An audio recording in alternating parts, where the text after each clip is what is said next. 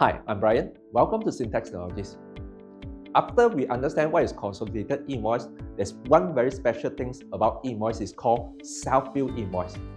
Whether it's normal invoice or consolidated invoice is our income. And for our purchase or expenses, normally we require invoice from our supplier. In certain circumstances, our supplier not able to produce e-invoice for us. Then what we need to do? We need to do self-bill e-invoice. But please remember, there's only 9 situations that you can issue self-bill invoice.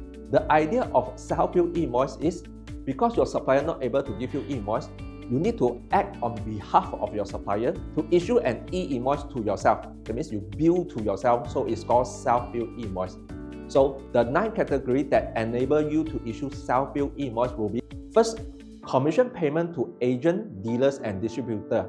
Even though the agent, dealer, or distributor is a company, you still need to issue self-bill invoice instead of the company issue you invoice. This is commission. Second, goods or service from foreign supplier, meaning that if you are import service or import products, then you need to do self-bill invoice because your foreign supplier not able to give you an invoice. Third one, profit distribution, example dividend. Fourth one, e-commerce. But please remember, this e-commerce is not referred to individual or individual company. It is by platform.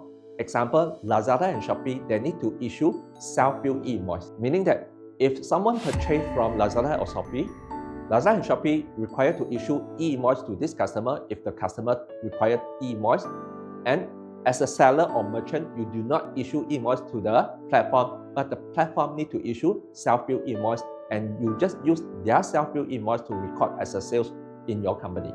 Next one will be payout to all winners from betting and gaming. The next one will be conducting transactions with individuals who are not conducting business. For example, you purchase a service from individual who do not own any company, then you need to do self-bill invoice as a proof of expenses. The seventh will be certain interest payment. Then the next one will be claims or compensation from the insurance business for the insurer.